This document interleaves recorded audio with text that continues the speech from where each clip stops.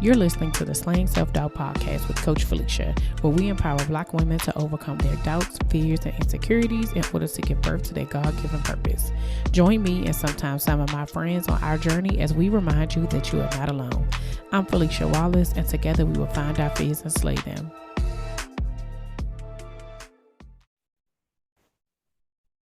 Hey y'all, welcome back to another episode of the Slaying Self-Doubt podcast. It's your girl Felicia Wallace. Welcome to all the new and continued listeners.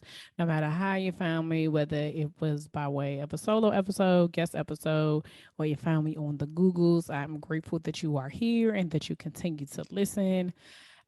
So a couple of wins for the week. I told y'all last week that we went to ATL. It was on my husband's bucket list to go to an away football game, and let me just tell you, it was all the way up until like the last 2 minutes of that game, y'all. I was like, Lord, please let this Washington football team win because that would have been a terrible flight home. You hear me? But it was definitely a good time for us to just kind of get away, for it just to be us two. It was a couple trip, but it was still I was able to like not have to worry about kids and being a parent at the time, right? It was definitely just it was something I needed, a nice little break, a nice little getaway. So I was excited, and I was just as excited to get back home too, right? Because there's nothing like sleeping in your own bed. And I definitely was, I was happy to be back home in my own bed. I'm also celebrating some wins this week in regards to my coaching clients. So I told you all maybe a couple of weeks ago that I set some goals for myself to get a certain number of coaching clients by the end of September. And I actually exceeded that goal in August. And so September is when I started like actively seeing the clients. And yo, I knew that this is what I was supposed to be doing. I knew that it was a calling on my life, but doing it continuously and doing it intentionally every week has been such a blessing because I'm able to see the areas of my own personal growth. Watching and witnessing someone else's growth is amazing. Also, I it's been hard, but this part has been hard. But recognizing that I don't think I've always been taking my own advice. When we talk about this slaying self-doubt journey, I know for a fact that this is personal to me because it's something that I struggle with on a continuous basis. And so when I'm having some of these conversations, I see myself, and I'm sometimes very hard on myself and being like, girl, like you're not even taking your own advice. Like you have some things that God has put on your heart, some assignments he has given you, and you out here being fluke. And one of the things that has been doing is just challenging me to show up more for myself, show up more for what God wants me to do, where he's calling me to be better at. There's some things that I got started and then kind of pushed on the wayside. And I'm not doing that anymore. And so the wins for me is one, doing it consistently and just the reminder that this is exactly where I'm supposed to be. Two, that it is showing me where I have been lacking and where I need to step up for myself. And three, that I'm actually good at my job.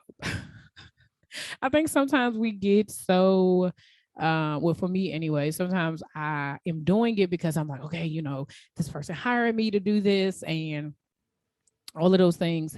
And I'm like, when I get that feedback to say like, so how was this session? How are you feeling? What's going? And I generally get the same response, like, no, this is exactly what you're supposed to be doing. Like you are this, I'm grateful that I, hired you. I'm grateful that I'm working with you and that you're with me on this journey. And so that has been, I'm proud of myself. I'm proud of myself for setting the goal, for meeting the goal, for continuous with the goal. And so if you are interested in life coaching, and you're interested in having me partner with you as your life coach, it doesn't have to be anything specific. It's not necessarily, because my specialty is self-doubt. Of course, there's going to be some self-doubt, but it does not have to be that. If usually what'll happen is that we do a connection call if you want to work with me, and then I'm able to see whether or not it is something that it is my ministry, right? So like if for instance, if your primary focus for um coaching is grief or your marriage or your weight loss, I'm not a grief coach. I am not a marriage coach, and I'm not a health coach, right? And so I'm clear on what my strengths are and what they are, and I would not set anybody up. So, but if this is just like you feel like you need to get your life together, because we say that all the time, or you just feeling like there's some goals that I would like to set for myself, and I just need some accountability, hit me up, hit your girl up, go to www.feliciawallace.com, go ahead and book that connection call today. And so that we can just have the conversation and you can see if it works for you. Okay. Um, Today we are going to talk about creating community. And we're actually going to spend the next couple of weeks talking about community as a whole.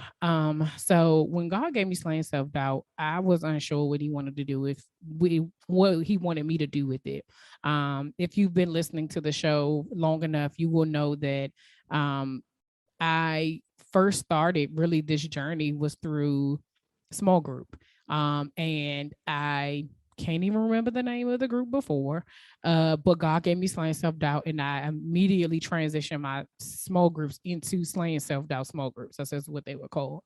And during these past few months, I've realized that in this journey, that was the first thing he gave me was community of these like-minded women who helped me, encouraged me, they challenged me, they supported me, and they poured into me.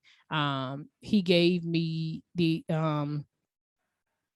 gave this to me for the last 4 years. And so during that time, I was able to create exactly what I'm standing in right now. And one of the things that, as I was going through that, we were going through that grief series, and I was working through, my just sadness over the last couple of months. Well, last year rather, I recognized that I had lost the thing that God had given me in the first place, right? And y'all know I've operated out of order one too many times, and I don't have a problem with saying that. And so when I was in this place of like, okay, God, you have me here. You brought me out of my job to come here. You told me that what I needed to do was going to be purposeful and impactful. I know that some of it has to do with this podcast, but I know that you have called me to do something else. And he reminded me that this all started with community, and that is what he asked me to build. That is, when I first started it, again, if you've heard the story once, you've heard it a million times. It literally says, I'm here to help women overcome their doubts, fears, and insecurities. I am his vessel. God is using me, right? I added all the extra stuff. I added the t-shirts, I added the, coaching programs, and I added the all the extra things that I was trying to do to move it faster than what he wanted it to do. Or now let me take that back. I added stuff because I didn't trust that what he said was going to actually happen. Also because I was there was some fear and there was some anxiety in, is this really what I'm supposed to be doing? Is this really, am I going to be able to do that? And so um over these last 4 years of working with those women and watching slaying self-doubt become what it is today, I've realized that I could not have done any of it, I mean, of course, without God, and then without that, my community of women, not only the small group, but my friends and my family, the people that I shared the idea with, the people I told when I said, okay guys, I'm gonna leave my job because the Lord told me to, and it's going to be for me to put 100% into slaying self-doubt. And it was like, yes, right. Um, and so what I recognized is that community was so important. And I realized that when I came into this, I forgot about community and I focused on myself. That was my own selfishness. That was my own desires. And, I may have been saying that's what I wanted, but I wasn't really acting on it. Right. And so, like I said, over the next 4 weeks, we are going to talk about the importance of creating community, because I believe that, especially as women, especially as Black women, having a community of like-minded women is so, not even like-minded, but having a community of women who will embrace you, who will encourage you, who will support you, who will challenge you in a very healthy way. Okay. And who will pour into you is how we continue to grow. And so I really want to kind of break down the reasons why, and even kind of like figuring out, like, if you need your own community of people, because I've noticed as well that there's some people who they're okay with doing stuff by themselves, but we are called to do things with others, right? Like it is in the Bible several times about community and being together, and having Jesus had disciples. That is a community. Okay. Could he have done it by himself? He absolutely could have. But that was the example of a group of people. And that's also where small groups come from within the church, is that is, we're not meant to do life alone. That is not how he created it. And so I did look in the Bible. And so Hebrews 10:24-25 says, discover creative ways to encourage others and to motivate them towards acts of compassion, doing beautiful works as an expression of love. This is not the time to pull away and neglect meeting together, as some have formed the habit of doing. In fact, we should come together even more frequently, eager to encourage and urge each other onward as we anticipate the day dawning. That is the Passion Translation. And I just like the way it's written, because I think it's very clear, like, the part that says that this is not the time to pull away and neglect meetings together. And I feel like that, or I don't feel like, I know that I was pulling away, and I was pulling away because of my own fears and my own insecurities, and not knowing if I was really going to be. I had this group of women in my small group, and the people that knew me, and that I was comfortable with in the beginning. But once I really stepped out and said, this is what I'm doing, I then became nervous and I was pulling away. Right. And so I recognized that, slaying self-doubt is a movement. In order for it to be a movement, you got to have people just moving with you. Like, this is not a one-woman show. It's not going to happen. I don't have a problem with being the face. I don't have a problem with being the voice. I don't have a problem with using my platform. But I cannot do it by myself. And so this is for me as much as it is for you to be able to figure out, what kind of community do you need? And I think a lot of times there are a lot for women, again, Black women especially, that we have a tendency to feel like I'm safe with the homies, the people that I already have. Even if I have no new, if that no new friends mentality, some of that may also be like, I'm cool until I'm not cool anymore, right? And so I just want to talk about, like, the why we need to have community, how it helps us individually, and what part you play, because community it's a two-way street, right? When it's like building a relationship, but with multiple people. And so when you think about it and you see that you have to put something into it, and so do they. Like, you can't just go into a community relationship with a community of people and just continue to pull. It really needs to be like, what can I pour into this? So then you need to figure out a community of people and that serves you. If it doesn't serve you, then you're wasting your time, right? But so let's just kind of break this down a little bit. So the importance of community is for support, influence, sharing, connection, learning, inspiration, motivation. And so the first thing I want to talk about is really the connection and the togetherness. When we talk about uh being in community with other people and other women who could be going through the same thing that you are going through immediately, have gone through what you have gone through, or is currently at the beginning stages, right? It is important to be around the people who can pour into you in that season. Now, I believe that you can have different communities throughout your life at the same time and at different times. When I think about small groups, because I'll use that as the examples for these communities as we go over these next couple of weeks. Um, when I first joined the small group, the very first one I joined was a single mom small group. And it was because that's the season that I was in. I was in a season of I was a single mother doing it on my own. And I was around other single mothers who were having the same struggles as I was. It was a safe space. We were able to go in there and bring our kids, right? Now that was after I joined just a woman's small group, and I was the only person who was bringing their infant child to this group. And some of the conversations that were happening, some of the women didn't have kids, some were older, some were married. So it was just all over the place for me. And at that moment in that space in my life, I needed people to pour into me where I was, right? And so that's what I went to seek. I went to go seek communities of women who had that, because that was what I needed. And so then being in that group, I had some women who their children were in their teens. There were children who were in their 20s, even adolescents, so 5 or 6, something like that. Even though my at the time my son wasn't even 1, right?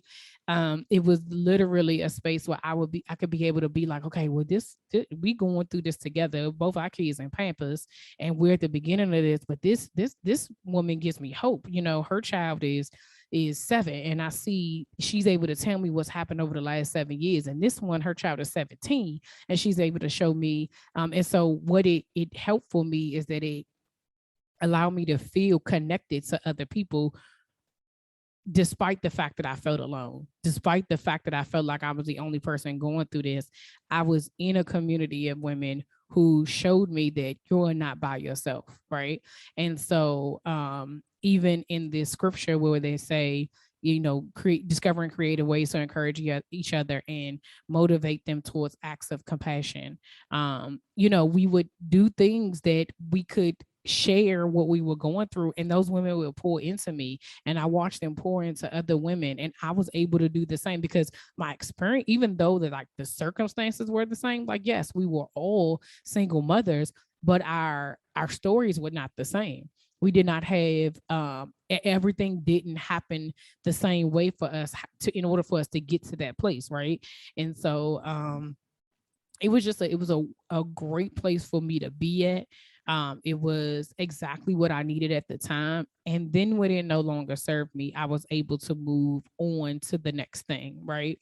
And so, my encouragement to you right now about building community and understanding the importance of it is that you need to find people to connect with, and to be in some type of togetherness, and have that encouragement, and have that support system, because you can't do it by yourself, and you shouldn't do it by yourself.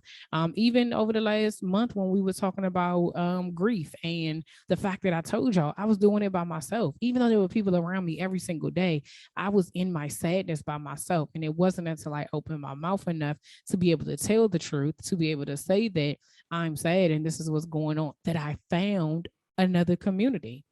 I found another community of people who were grieving just the same way I was. I found another community of women who were saying, I'm grieving a different type of loss, but I'm in my grief season, right? Having even with that being said, also, I've told you guys that with the grief coach that I did the lives with on Instagram, I met her in a different season, not when I wasn't grieving, right? Or not actively grieving, rather. But that was who God put into my spirit to say, this is who you need during this season. So she was somebody I was able to connect with. She was somebody that was able to get me through, and is getting me through this season of my life. And so when we talk about community, and creating community, it will be different things. When I got married, I needed to be in a community of married women. And it don't always have to be your besties. It don't always have to be the friends that you grew, because you need different perspectives, right?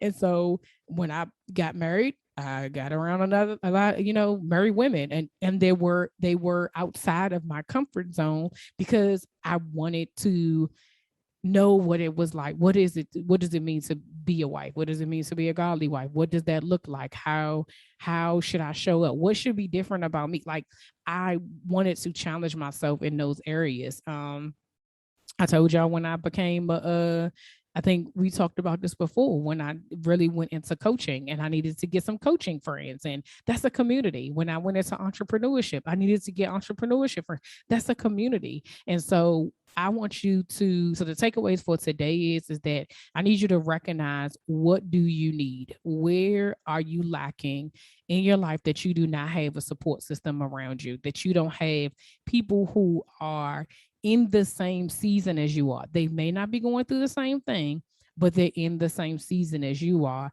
that can help support you, help be that community for you.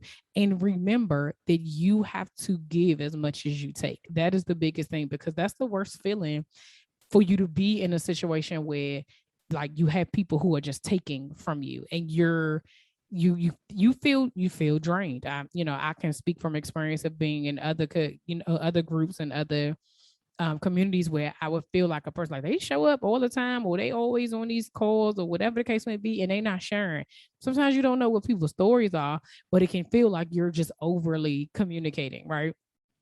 But I really want you to see where you can get a connection, where you can get your togetherness. One of the things that I have been noticing recently, on like Instagram and stuff, I was there's a group in the DMV called District Motherhood, and it is run by two moms, and they built a community of mothers. Doesn't matter your marital status, but it is specifically for millennial. What are we, like, Gen Z? Is that what I am? X? I don't know. Whatever letter that is. So, like, it's like that millennial, Gen Z. I think that's what we are. Um, that kind, or X. Child, I don't know. But they built this community of women who they feel safe with them. They've created um events and created things for them to do on a regular basis. In my eyes, I noticed it because they just recently celebrated their 50th anniversary. I said to myself, dang, I wish that was out when I had my kids was smaller, right? Because that would have been something I would have wanted to. But I'm so grateful for the people who are able to be a part of that now, because it is about being able to still show up as a woman and bring your kids with you. We're not feeling like, well, I need a babysitter, I can't go, or you know, can the kids come? This, that, and the third. Like, they are creating the spaces where it says, no, your kids come with you. There's nothing to be ashamed of. This is the community for that. And so watching that community grow and watching the people and like what they're learning, I'm sure is amazing. The events that they put on look amazing. I did go to their mom's conference last year. That was amazing. Like, it was like I was poured into in that. And so I've been able to see the benefits of it. And so when you find the right community, the right space that you need to be in, the place where you feel the most comfortable, the place where you feel seen, the place where you feel heard, the place where you feel like you can truly be yourself, find that place and do that. Be a part of a community. And if you feel like it's on your heart to start a certain type of community, do that too. Slaying Self Doubt is a community. It is a community of like minded Black women who are wanting to overcome their doubts and fears and insecurity in order to walk into their God given purpose. I have met so many women who have shared the same wantings and the same desires that I have, to be able to be who it is that God called them to be. And so when I started to get distracted and I started to get, sidetracked and all stuff, I was losing the fact that God called me to this. He called me to build community. He called me to create a safe space for people to be able to share. He called me to be the voice for the voiceless. He called me to use my platform to share other people's journeys and their self-doubt journey, and how they were able to overcome, and how they were able to work through, and how they were able to continue to encourage and support and be everything that God has called them to be. So, you know, I like, as we break these things down, it will really be about finding the purpose of a support. Being a part of a community, what does that support look like? What you can learn, the motivation, the inspiration, learning, sharing, all of those things, like all of it is a part of community. And so I'm just excited about it because I know some things are coming up for me, and I know God is challenging me in some ways to do some things differently. And so yeah, I'm just excited. I can't wait to see where this is gonna go, because I already know. As always, y'all, thank you for rocking with me. Thank you for listening. Thank you for sharing. Thank you for continuously showing up and being a part of this journey with me. I would love to talk to you in the comments on IG about this episode. So make sure that you comment. Remember to share, rate, and review, and follow me on Instagram at Slaying Self Doubt. If you are interested again in booking a connection call with me to start your journey, just go to my website, www.feliciawallace.com, and schedule your appointment today. Until next week, see ya.